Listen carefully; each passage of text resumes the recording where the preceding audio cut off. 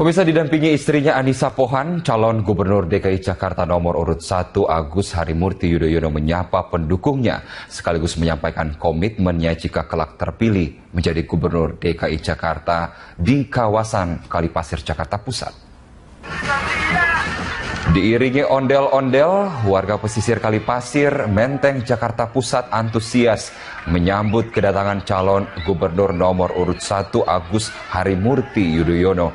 Agus kembali berjanji kepada masyarakat untuk memberikan uang sebesar 1 miliar rupiah tiap rukun warga jika kelak dirinya terpilih menjadi Gubernur DKI Jakarta periode 2017-2022.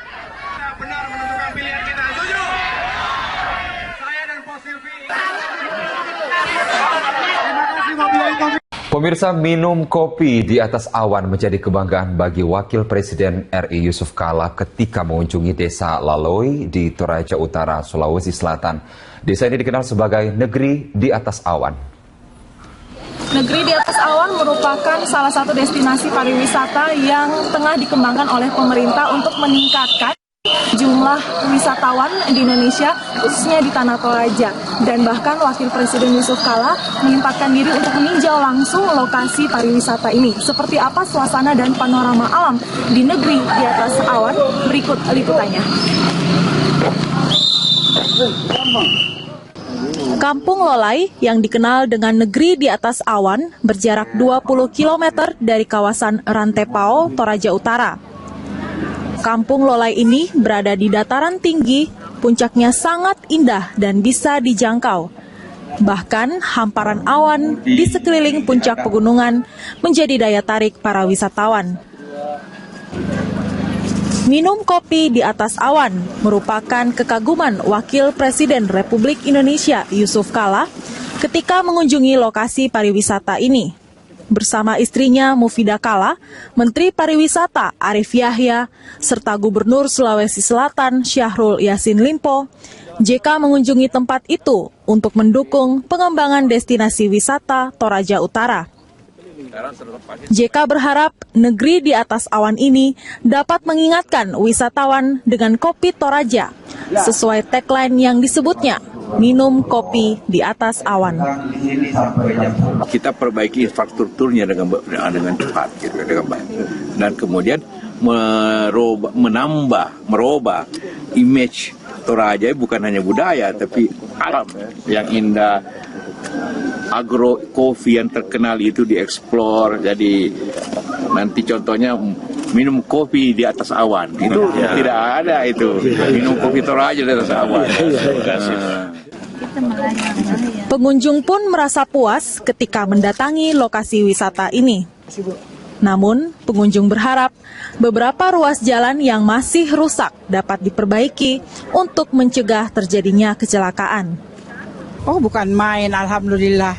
Semua kita merasa bangga, merasa kagum. Ada awan, kita bisa lihat ke bawah ya. Iya. Harapannya mudah-mudahan seluruh masyarakat Sulawesi Selatan ini utamakan ke sini dulu lah, melihat ini kita punya kebanggaan Sulawesi Selatan.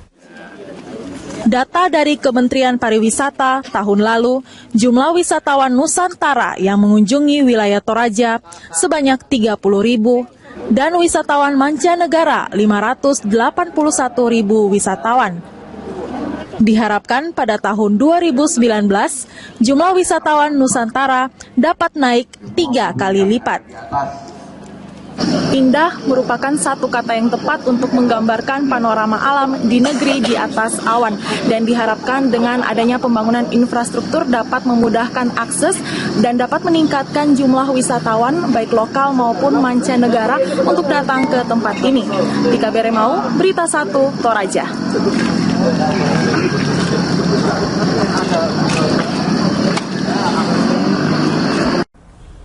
Anda menyaksikan News Update pukul 7 waktu Indonesia Barat, saya Eliza Hasan. Wakil Presiden Yusuf Kala menyindir kebijakan kredit usaha rakyat yang diterapkan pada era pemerintahan Susilo Bambang Yudhoyono Jilid 2. JK menganggap kebijakan ekonomi yang diterapkan saat itu sangat mencekik pengusaha kecil. Sindiran itu disampaikan JK saat membuka dialog ekonomi dalam rangka rapat pimpinan Provinsi Kadin Jawa Barat. Dengan adanya kebijakan itu, tidak sedikit pengusaha kecil yang dapat bertahan dan akhirnya gulung tikar. JK mengatakan pada saat itu bunga kredit usaha rakyat untuk pengusaha besar mendapat 10 hingga 15%, sementara pengusaha kecil dengan bunga 23%. Guna mengatasi kejadian ini agar tidak kembali terulang, pemerintah telah menekan bunga kredit usaha rakyat dengan memberikan subsidi bunga dari angka 12% menjadi 9%.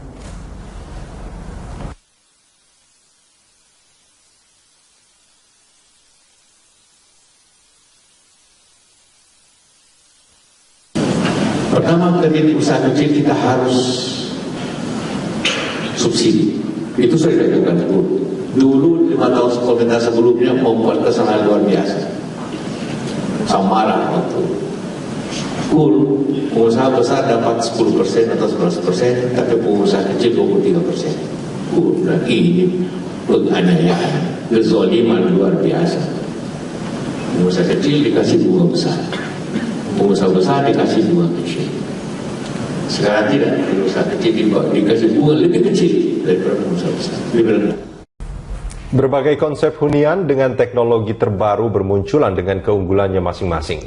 Millennium Village yang terletak di dalam kompleks Lipo Village CBD memperkenalkan konsep baru dalam hunian yang bernama Smart Home. Terletak di Lipo Village CBD, Millennium Village menawarkan sebuah alternatif baru dalam sebuah hunian. Dengan konsep Smart Home, Millennium Village menawarkan sebuah konsep alternatif yang berbeda dalam sebuah tempat tinggal. Penasaran dengan seperti apa konsep Smart Home ini? Mari ikuti liputan saya. Berkonsep Smart Home, Millennium Village memberikan nuansa yang berbeda dalam hal hunian. Dengan penyesuaian gaya hidup kaum urban, penghuni Millennium Village diberi banyak kemudahan melalui berbagai fasilitas yang ditawarkan, yang ada di sekitar Lipo Village. Oke, jadi mungkin yang membuat smart homes dari Samsung dan Lipo ini berbeda adalah feature alarm security. Jadi di kedepannya itu kita mau security alarm kita itu dihubungkan dengan siloam. Contoh, misalkan ada yang tinggal di Fairview atau di Hillcrest, kemudian mereka terluka. Dan mereka mau dijemput secepatnya dengan ambulans. Nah, itu nanti bisa disambungkan dengan sistem security-nya Siloam dan Lipo yang Lipo punya. Nanti kita akan kerjasama dengan First Media juga gitu. Mungkin itu masih di long run-nya sih, itu rencananya ke depan. Nanti kita mau coba realisasikan. Tapi yang salah satunya membuat beda antara feature smart homes yang kita tawarkan adalah konektivitas dengan bisnis unitnya Lipo Group. Bekerja sama dengan salah satu perusahaan teknologi terkemuka, Samsung, sebuah aplikasi khusus dibuat bagi penghuni Millennium Village. Dengan mengunduh melalui smartphone-nya, sebuah aplikasi khusus dibuat dengan fitur-fitur menarik, sesuai gaya hidup praktis untuk dapat mengakses seluruh fasilitas di sekitar Lipo Village. Jadi ada beberapa fitur-fitur yang bisa didapatkan, seperti mematikan lampu, menyalakan lampu secara otomatis. Contohnya misalkan kalau misalkan kita nih mau pulang ke rumah atau mau meninggalkan rumah, terus tiba-tiba kita lupa, ternyata pas kita pulang, pas kita keluar dari rumah, ternyata kita lupa mematikan lampu. Itu bisa dimatikan melalui smart homes, melalui handphone. Jadi karena sekarang sudah ada smartphone, kan canggih, itu bisa diinstal, nah itu bisa dimatikan, dinyalakan melalui smartphones, iPhone, Samsung, Galaxy misalkan, kita download apps-nya, nah itu bisa dinyalakan, dimatikan secara otomatis dengan jarak jauh. Tak hanya itu, fasilitas yang dapat membedakan adalah adanya fitur keamanan di setiap unit. Fitur keamanan yang dihadirkan ini berupa alarm, yang kedepannya akan dihubungkan dengan fasilitas-fasilitas yang ada di sekitar Lipo Village seperti rumah sakit. Kristo Suryo Kusumo, Rangga Samudra, Berita 1, Jakarta. Pemirsa, tim kuasa hukum Basuki Cahayapurnama atau Ahok mempertanyakan BAP para saksi yang dihadirkan jaksa penuntut umum dalam sidang ke-7 kasus dugaan penistaan agama. Menurut tim kuasa hukum Ahok, jawaban serta isi BAP pelapor sudah diarahkan oleh pihak tertentu. Ada kesamaan bukan hanya dari surat BAP, bahkan dari sepatu yang dipakai saksi pelapor pun sama. Terima kasih. Ada lagi beberapa kejanggalan di dalam persidangan yang terungkap. Antara lain tadi seperti mungkin yang sudah didengar oleh rekan-rekan, sepatunya pun ya hampir sama ya. Tadi kita coba perhatikan kok mereknya sama, Kickers. Merek Kickers, yang satu dari Palu, yang satu dari Jakarta, dari Cirebon. Ya. Kemudian tadi juga dalam di saksi Iman Sudirman, selain BAP-nya sama, tadi terungkap juga bahwa tanggal kejadian dalam LP-nya itu tanggal 6 Oktober 2016. Kemudian di dalam BAP-nya tanggal 8 Oktober 2016. Nah, itu kejanggalannya. Ya, kemudian dalam BAP juga kalau dilihat itu dibuatnya di Palu. Tapi ditandatanganinya di Jakarta pakai kop surat Bareskrim. Jadi pada tanggal yang sama, hari yang sama, jam yang sama, ya, saat yang sama. Kemudian tadi yang mengenai persamaan antara jawaban dalam BAP oleh saksi Samsu Hilal dan Iman Sudirman, itu selain sama persis, salah-salahnya pun sama, cuma beda tanggalnya saja. Yang satu menyebutkan di BAP nomor 6, ya, ini contohnya BAP nomor 6, Samsu Hilal bilang tanggal 28 September 2016, tapi Iman Sudirman bilang 8 Oktober 2016 itu tanggal kejadiannya. Padahal kita semua tahu itu 27 September 2016. Jadi ini titik komanya yang satu di Palu, tadi sudah dijelaskan bahwa dia tanda tangan, dia buat itu di Palu, di kepolisian, diperiksa di kepolisian Polda Sulawesi Tengah. Yang satu ada di sini. Nah, ini yang patut diduga bahwa ada yang mengarahkan saksi-saksi ini untuk memberi jawaban yang sama, ya mungkin seperti tadi yang dikatakan oleh Pak Ahok bahwa ini ada keajaiban di dunia, keajaiban yang luar biasa, ya, bahwa ini bisa sama persis dan ada saksi lainnya itu tidak sama. Ya, selain itu juga ada saksi-saksi yang sama di sidang-sidangnya sebelumnya juga itu ada yang sama juga, ya. Ya, kemudian yang BAP nomor 19 yang menurut pendapat kami ada dugaan itu poin 1 dan 2 itu sama persis, titik komanya juga sama. Tidak ada perbedaan. Nomor 1, Basuki Cahayapurnama alias Ahok melakukan penistaan agama dengan menyatakan surat Al-Maidah ayat 51 adalah suatu kebohongan dan pembodohan. Sama juga di nomor 2-nya, Basuki Cahayapurnama alias Ahok menuduh orang lain pakai surat Al-Maidah ayat 51 sebagai alat kebohongan dan pembodohan. Jadi bisa persis seperti itu kata-katanya. Jadi ini sebagai salah satu bukti juga bahwa ada patut diduga, ya, ada yang mengarahkan semua ini dengan jawabannya. Hujan deras disertai angin kencang terjadi di Yogyakarta mengakibatkan sebuah rumah hancur diterjang air bah. Sementara puluhan rumah lainnya ikut terbenam air setinggi 1 meter.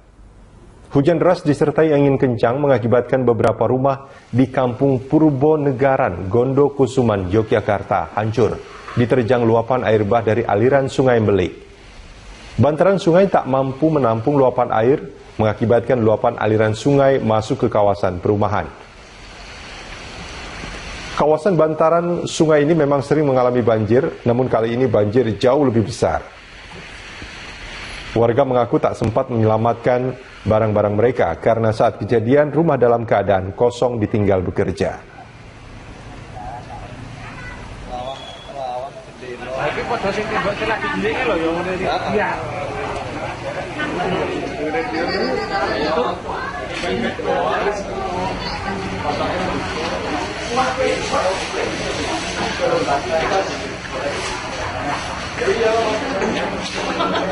Aliran Sungai Melik itu biasanya kita di kisaran 120 atau 125. Dengan kejadian tadi siang ini pencapaian ketinggian Sungai Melik maksimal tadi 180 sekian milimeter.